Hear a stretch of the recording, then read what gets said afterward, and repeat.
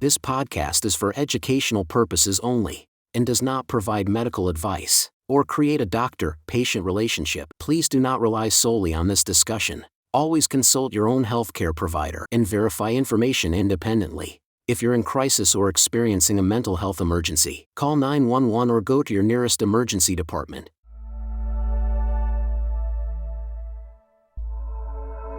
Today we're really excited to have Angeline Santerre. Angeline holds a Bachelor of Arts in Sociology with a minor in History from Carleton University, a graduate certificate in Victimology from Algonquin College, and a Bachelor of Social Work from Dalhousie University. She is currently completing her Master of Social Work through the University of Waterloo. And over the past 15 years, Angeline has worked in a variety of community support roles, including 12 years in family and children's services, with the past 9 years based in Kingston. She's currently completing her MSW, Master in Social Work, placement in a private practice, where she's further developing her skills in relationship and trauma-informed therapy. Angeline has additional training in somatic experiencing, polyvagal theory, and emotionally focused therapy. She specializes in couples counseling and will be launching her Kingston-based practice, Blue Spruce Therapy, in July.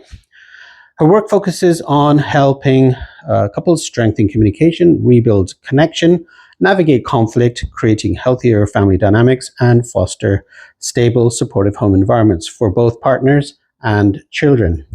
So it's an absolute pleasure, and thank you very much for accepting the invitation to just talk about couples counseling in a way that average person would understand. What drew you to couples counseling initially, and what kind of work do you do typically when you're interacting with couples? Couples counseling just felt like a natural transition from all my work in family children's services. I spent so much time going into people's homes and getting to know them in some pretty traumatic or stressful situations, but sometimes I was going in and it wasn't stressful or traumatic, but they were looking for some supports. And Right. I was getting inspiration from some really great supportive environments and really great couples approaches. But also there's times where I was meeting couples that were having really unhealthy approaches and unhealthy practices that were looking for guidance. And I found myself kind of role modeling for them different ways to communicate and different ways to navigate arguments or disagreements, and especially when it came to in front of their children. And then I would also spend time recommending places, because during that, I'm not the one doing the therapy pieces, Right. but I was recommending them services in the community to help them to further develop those skills. And I was encouraging them too, yes, it's important to make sure you have a great relationship and you're doing all the things you can do for your children, but you can't forget your own relationship together too. Right. If you don't have a solid foundation, your children grow up and they move on and they start their own lives. You need to take care of yourselves too, because when they're gone, what are you going to do together? And they learn those things, right? They model behavior from their parents. Exactly. And then when they get into other relationships, they take a bit of that learned behavior into their other relationships, which can be adversely affected, right? Exactly. Right. And when they're picking out their own partners, when they're getting older, they're going to lean towards the partners that are what they've seen or Right.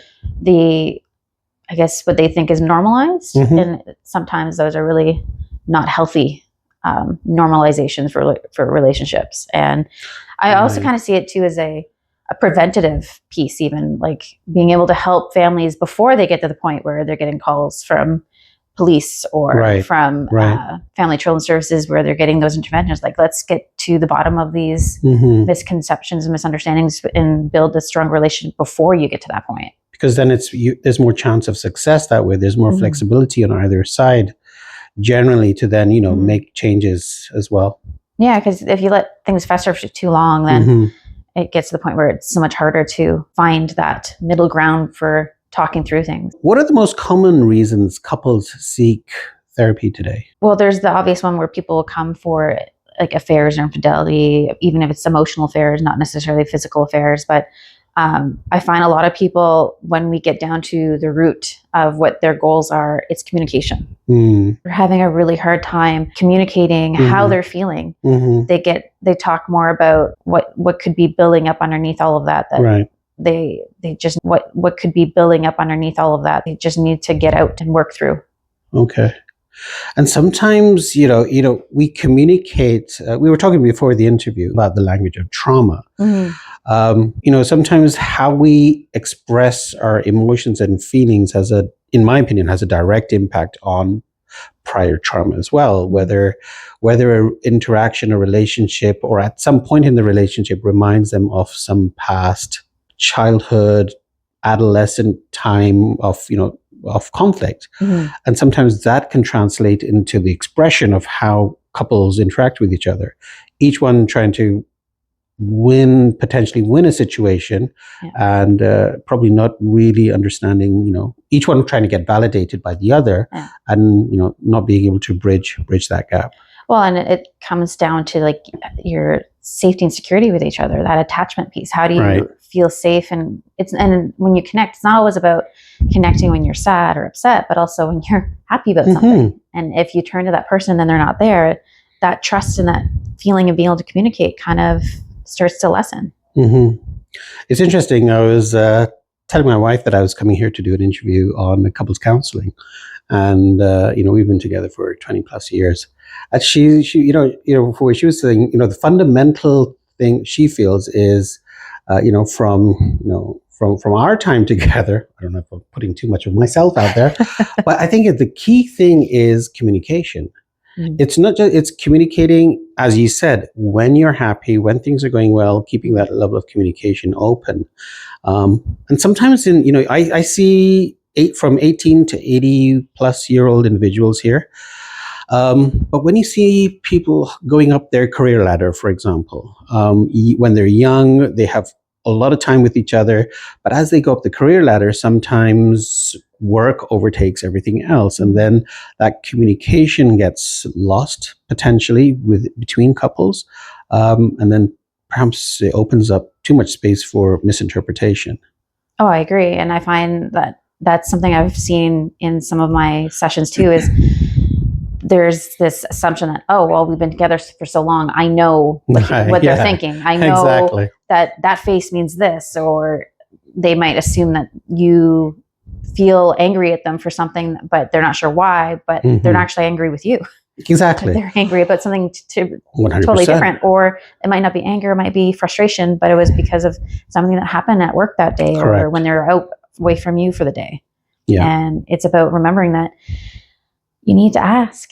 Yeah. Don't assume. That would be probably like a title thing. Ask, don't assume. What are the biggest communication mistakes couples make? Not just asking each other and checking in with each other about like, how's your day? What's going on? How are you feeling about this? And like we were just saying, how people assume things about each other. Don't assume. Make sure to ask them how they're feeling. Listen to what's going on. Find time to connect with each other, even if it's just for a little 15, 20-minute talk after work or before work, depending on how busy your day or because some people do shift work. So find that little time where you can actually really connect and talk about your feelings, talk about what's going on. That's actually a really key point, because sometimes you have, husbands working, wives working, or partners are working, and their shifts may overlap, for example. But really taking out that time at least once a day, if not at least a couple of times a week, just a automatic check-in, how they're doing. Yes, you want to check in, but also find times where, even if you have to schedule a little bit of a date, even if it's just going for a walk together. It doesn't have to be a big, expensive, dinner, movie, play, show, like just even walking together in nature is so healthy for you. Absolutely. So I'm sure my wife, if she's watching this, she knows that we try the best to get our walks in, at least in the evening. And that's where everything comes out. We talk about each other's day and how we're feeling and what's been going on left, right, and center. But it's healthy. But sometimes, there's conflict. So how, and conflict occurs in relationships. So the question is, and if so, how can couples argue more effectively? Conflict is healthy because, everybody's going to have different opinions and different experiences that they bring into a relationship. So finding ways to communicate and work through those differences of opinion or different experiences and viewpoints is important. But if you're getting really heated, the key is to step away from it, say, hey, I think we need to just take a breather.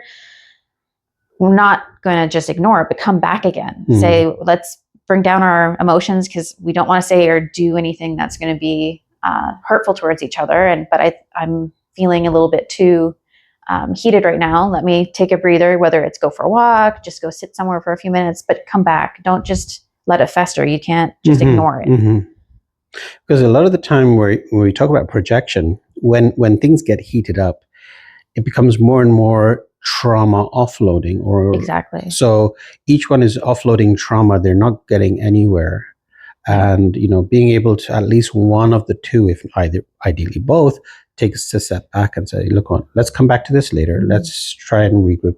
Even if it means literally walking away, is probably better than something gets heated up to a point that, either, individual then potentially regrets something happening at that point in time. And something I recommend to some couples who, if that they don't always say one of partners are getting heated and the other partners recognize it, but they struggle with being able to say, I think we need to give each other some space. I say, pick a word that'll mean something to each of you, that will kind of knock that thought into place, that, oh yeah, we've reached that kind of point. We're reached a point. Right. We're kind of in this dance where we're going to just be going in circles, and it's not going to be productive. We're not going to get anywhere. So it could be a pet name that they had. Just a code, something that they both know.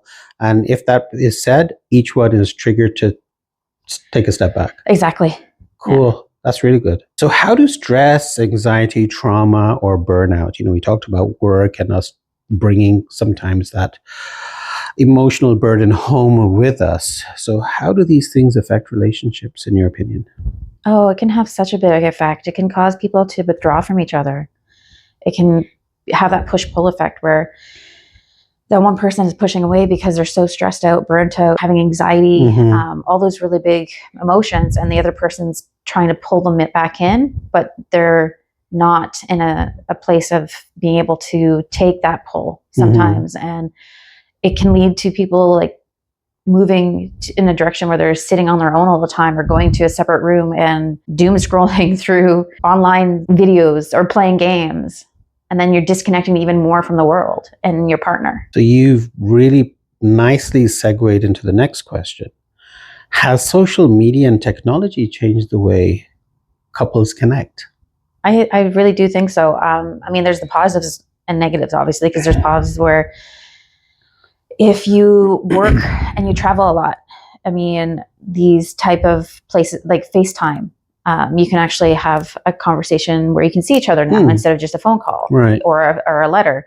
But at the same time, it's also leading to sometimes you're having a hard time and suddenly you are able to emotionally connect with other people and not connect with your partner, or you're suddenly reaching out to and connecting with old flames, and then that causes jealousy and upset and then hurt you feelings. See lots of likes going on to somebody else. So when a couple or when a spouse or a partner sees validation that she feels or he feels perhaps should be directed towards them, it's going somewhere else, and then that can lead to And then there's also, though, I've seen it where there's times now where people are on their phones so much.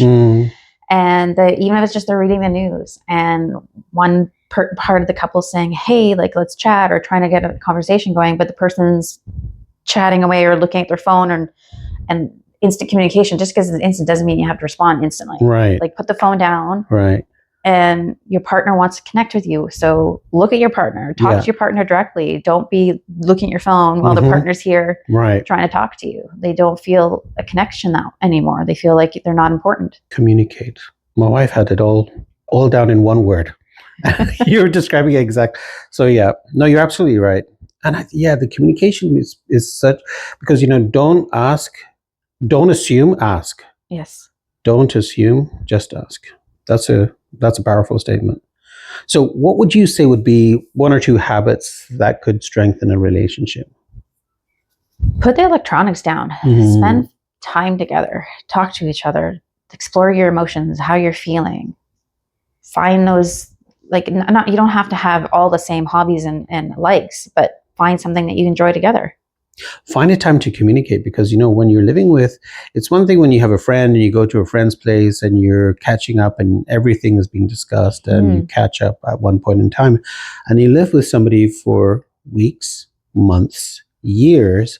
That communication, though perhaps in the beginning would have been amazing, tends to wane. But then, as you said, schedule those times, whether it's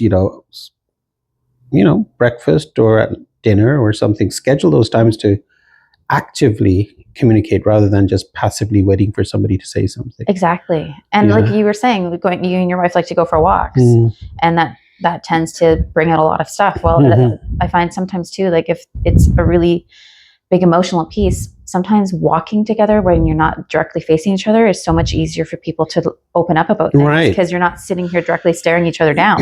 Right. And not feeling that, what's the reaction going to be, whereas your reactions are just facing the other way. That's really interesting. I found, even not in the counseling piece, but in pieces from my other job and all those experiences, that people connected with me so much more when we were, say I'd give them a drive somewhere to service, and they would be sitting next to me and they would be able to open up and tell me so many things that they never thought they could. Very true. Or going for walks. I find even with children, I'd sit down and we'd be coloring and they would tell me things I was to be colored, because they don't have to look right at me. Right. Wow. That's powerful. How can couples then reconnect when they feel emotionally distant? So you have two couples, things are going well, they're probably a couple of stages before they call you to say, we need some help. So before that point, they're distant, they're doing their own thing. One's in one room, one's in the other room. They just pass by, in the kitchen or in the sitting room or whatever. What can they do in those situations? I feel like a broken record, but like communicate, because sometimes one partner might feel like there's disconnect happening or distance happening, but the other partner might not realize it or feel it. But say, hey, like, I know our lives have been really busy. There's been a lot going on, whether you have kids or not, or just a lot of work or school or a combination of things, and say, hey, like, something just feels off. Yeah. Can we talk about it? Like, where are we at? How are you feeling? How am I feeling? Because sometimes they don't realize. And that's so important. But sometimes, when I experience with, different cultures as well, the ego unfortunately tends to restrict that first person from taking that step, even though that is the strongest thing to do. Yeah. So put ego aside, focus on, your relationship. And I ask patients, sometimes when the patients tell me about some of the, conflicts, I say, do you see this relationship worth salvaging? Yeah. Do you see your relationship? How, sometimes people reach such points in which it cannot be salvaged for whatever reason. So that's the first question I ask them. Is your relationship worth salvaging? And if it is, then therapy or something is absolutely something that you need. And one person might agree, and then they might say, oh, but my wife or my husband or my partner would not do it. But you're right. It's just initiating that first communication, break that barrier, break that silence. And I always ask the couples the same thing. Like, are you both willing to put in the work? Is this something you want to do? Are you willing to save what you have? Is it still important enough? Because if neither person is ready for that and wanting to do the work, we're not going to get very far. Yeah. And whether it's somebody seeking help for psychiatry or psychotherapy, if somebody's seeking help, whether they have an addiction problem, we look at their stage of change. So they're the pre-contemplation stage of change where, no, we're good. We don't need any problem. We don't need any resolution to what's going on. So you try to push them to that contemplation stage of change where they're starting to think and they're saying, you know what? Maybe we should do something, and then into the planning and action phase, etc. And I find often that one part of the couple who's in that stage and unsure says, no, I want to give it a shot. Yeah. I want to see how this goes. So we're coming to the end, but what misconceptions do people have about couples counseling? That two that come to mind are, one, that it'll magically fix everything, which there's no guarantee it's going to fix everything. I mean, we're there to help, and we're there to help provide new tools and help you find ways to reconnect with each other and heal what's been going on. But again, I can't promise that for sure it's going to be this magic fix for you. But the other piece is that couples counseling only is for when you're getting to that really bitter stage, or when you're going through an affair, or whether it's emotional or physical affair is happening. No, like, come before that. Yeah. Come when you just feel like you might need to learn some new tools, or check in with each other and see how you are, and preventative work. Yeah. Right. Very interesting. What message would you give couples who may be struggling, but also hesitant to seek help? Give it a try. Don't discredit as like you're there as a team. You want to work as a team. You want to keep that team strong, and this is a way to work together as a team and strengthen that relationship, strengthen your communication, find ways to move yourself forward, not backwards. Yeah. And you're absolutely right. I think the idea of the work of a couples counselor is to help get that train back on track and give them the tools to get them into first or second gear. But the work after that has to come from them. They have to realize that, they have to invest a lot of effort. It's not that they are just going to passively, see somebody and passively take this information and suddenly everything will be better. You're absolutely right. They have to realize that they have to put 70% of the work, at least 70 to 80% of the work in to make it sustainable. And not every tool is going to be what works for you. So we have to try different approaches, find what fits, because every couple's got their own individual approaches to things. So what's going to work the best for you? Right. Yeah. And if there is any comorbid mental health issues, perhaps those need to be looked at as well. Oh, and I find too, like, if the couples are, say one of the couples is having a really rough time with PTSD or some other really underlying mental health. Addictions, alcohol. Yeah. I always say, like, it's also really good for you to have individual therapy. Yeah. Work through that too, because if you strengthen your own individual person, and then you can bring that back and strengthen yourself in the couple piece. Absolutely. Well, Angeline, thank you so much for your time. I really appreciate it. We could obviously talk for another hour, but this has been really valuable information, I'm sure, for everybody listening. Thank you so much for your time. Thanks for having me.